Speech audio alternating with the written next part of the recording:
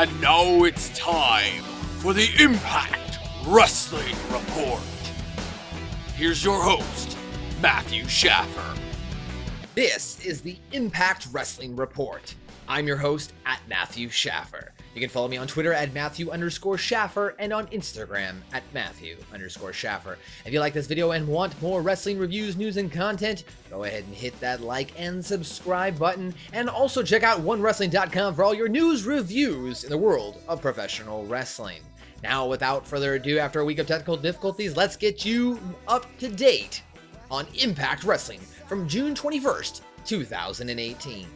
And Impact Wrestling, of course, starts off in a somber moment, as other professional wrestling institutions will most definitely seek to do over the next couple days.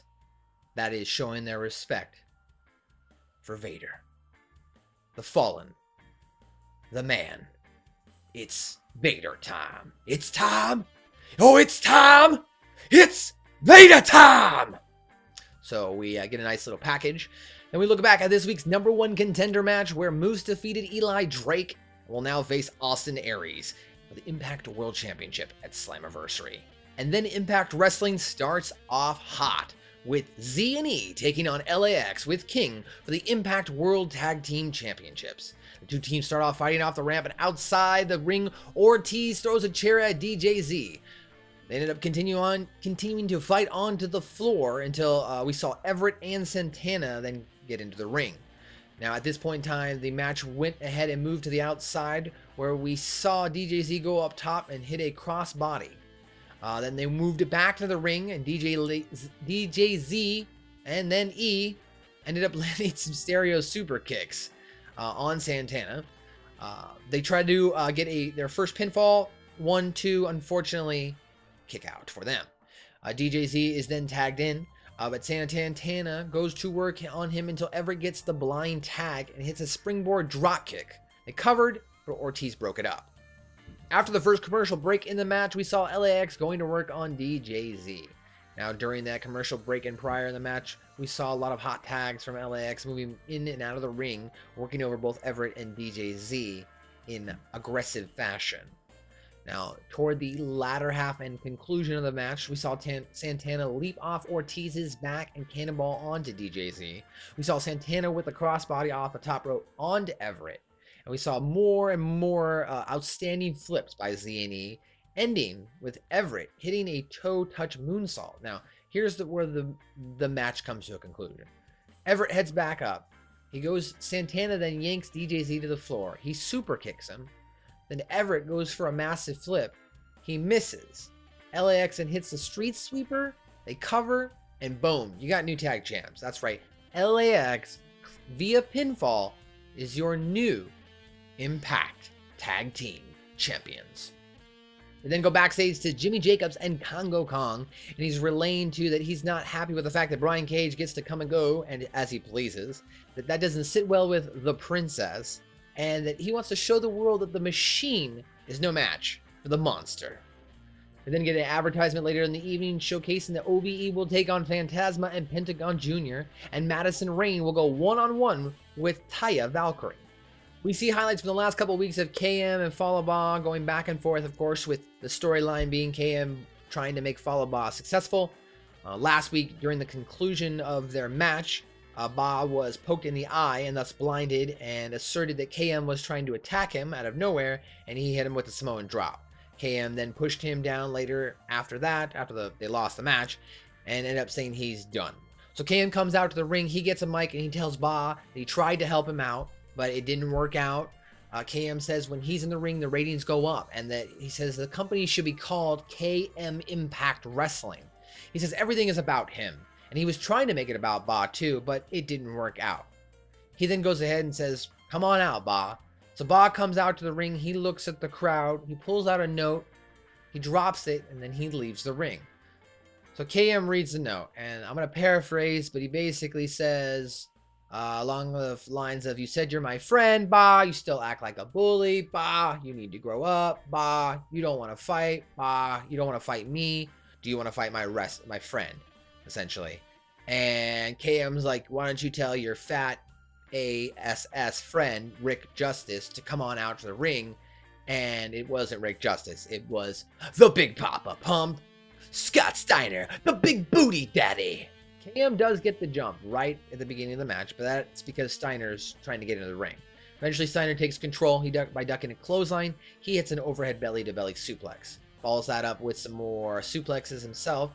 Eventually, KM tried to go up the top rope, and Scott Steiner stopped him. And he planted KM right into the canvas from the top rope.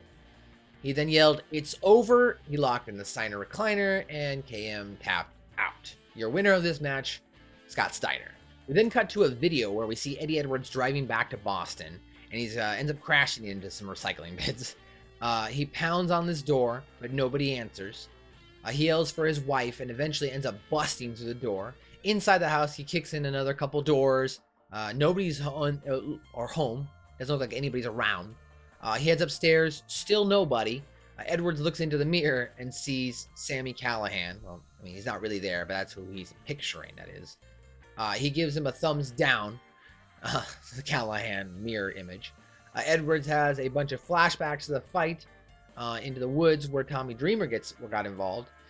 He then loses it and yells, "You did this," over and over as he breaks a mirror and looks at all the broken pieces. Yes, wonderful, wonderful. We then go to the Crazy Cam with Sami Callihan and the Chris brothers. Callihan says that Pentagon Jr. shouldn't have got in their business last week, and tonight they're going to make an example out of him. He then continues on to say that they're not scared of, and that the boys are going to take care of Pentagon Jr. and Phantasma later tonight because they are taking over everything. Everything. Everything. We then go to the knockouts match of the night. Taya Valkyrie versus Madison Rayne. We see Su Yung watching in the rafters to see who will become the next #1 contender. Who's going to be her next victim? Or will she fall to one of the few challengers left to take her on? The match starts off as we see Rayne hit a Hurricanrana to Taya. Taya went back and threw her into the bottom rope and hit a double knee to her back. We then see a couple kicks to the back, and she chokes Rayne over the bottom rope before launching her across the ring. We saw Taya continue to beat up Rayne, and some more strikes in the corner, running an elbow, and Taya then sits Rayne up on the top rope. So we then see Taya kind of like taunting a bit, like, "Hey, I'm better than you," right? She gets kicked, and then Rayne takes over. He hits her with a Tornado DDT. Rayne then fought back with some chops, forearms, a cutter. She went for a pinfall, but Taya kicked out.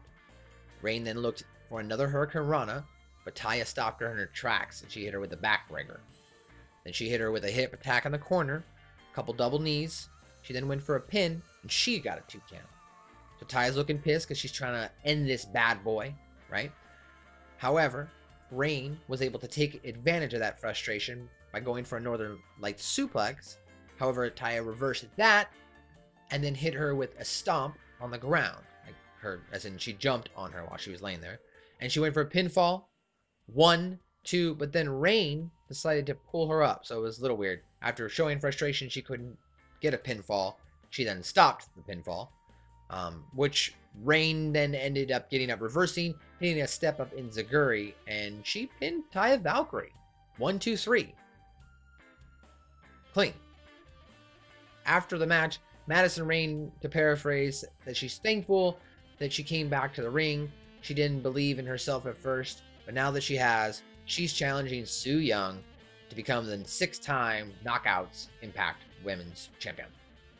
We then go back to the LAX layer, and the group is celebrating with their brand new tag team championships. The King is also taking selfies with the group, and then suddenly, Konnan shows up with a very serious look on his face. He wants to speak with King. Konnan says a lot of things don't make sense to him, and he wonders what King knows about what happened to him. He asks where Homicide is. King is acting kind of shady, but he says Homicide is doing his own thing. King wonders if Konnan thinks he's a suspect, and Konnan says maybe. Konnan says if he finds out King has anything to do with what happened to him, King better jump into another alternate universe because Konnan will still find him. Konnan isn't in the mood to party with the group and stares at King as he heads off. We then go to the mystery attacker, Killer KROSS, and he talks about fear. KROSS says a lot of people are asking why, and he says, why not? He says people need to have some nicely framed narrative, but forget that. There is only one narrative, mayhem. He says he thinks more people end up showing fear. KROSS says he wants to dive bomb the wrestling industry on its head because he is the new beginning. We then saw a GWN flashback during their tour in India. It was like last year, so I guess it's not too big of a flashback. It just recapped Sanjay Dutt becoming the new X Division champion over Loki. We then go to the next match, OVE with Sami Callihan versus Pentagon Jr. and Phantasma. Phantasma and Pentagon Jr. go to work early as they beat down on OVE. Pentagon is taunting Sami Callihan as he's standing there on the outside. Jake got his shirt ripped open and Pentagon applied some hard chops across that chest. Now the crowd said one more time, and Pentagon ended up whipping him up into the corner and, well, slapping him. And then Phantasma, he joined in, he hit him with a running knee strike, and then Jake ended up rolling outside of the ring. Phantasma then was able to hit Arrow from the depths of hell onto Jake, and Pentagon landed some heavy kicks on Dave Crist as Phantasma stomped on Jake's fingers. We then see Jake and Dave really getting beat up on the outside, but Sami was able to smack Phantasma with the bat while the ref was distracted. This allowed Jake to instantly take over and put him in a single-leg Boston Crab, and then a parody of Chris Jericho yelled, "Ask him! Ask him!" Dave tags in and kicks Phantasma's leg. He then taunts Pentagon a bit more and continued to kick away at Phantasma's leg. We headed into our first break. Callihan sitting on a chair on the outside as he's watching Dave and Jake continue to work on Phantasma's leg as we return. He then Phantasma did try to fight back, but he had little luck as they just wouldn't let up on his leg. Phantasma finally saw a window and was able to tag in Pentagon Jr. Pentagon Jr. was then able to attack both Crist brothers, OVE. He kicked a kick to Jake's head as well as a super kick to Dave. Dave tried to go for his own super kick as his own, and he ended up nailing Jake instead. Jake then was able to hit a boot on Pentagon Jr. later. Phantasma then was able to rock Jake with the kick. And then Dave was able to sit on Phantasma on the top rope for a turnbuckle powerbomb suplex onto him, who ended up rolling onto the outside afterwards. Pentagon then rushed in, and he gets sent into the corner. He dodges Dave, and then Jake ends up kicking Dave. Pentagon then hits an overhead suplex, sending Jake into Dave. Pentagon driver onto Jake. Cover 1, 2, 3. Your winners, Pentagon Jr. and El Hijo del Fantasma. Post-match, we saw Sami Callihan finally get his hands on Pentagon Jr. by hitting him with the bat. He was able to smack Phantasma back to the floor. He then went to hammer some more on Pentagon Jr., but Pentagon Jr. reversed. However, Pentagon Jr. was no match for OVE and his bat itself, as just as Pentagon Jr. was about to reveal what his face looks like, Phantasma jumped to the ring with a chair and cleared the ring, and then ended with throwing the chair at them as they exited the arena. All right, guys and gals, boys and girls, and children of all ages, that's all the time we have for you today. Thanks for stopping by for another edition of the Impact Wrestling Report. Don't forget to check us out on Twitter at OneWrestling, at After Wrestling, and follow Big Ray Hernandez, the protege, at Big Ray Show.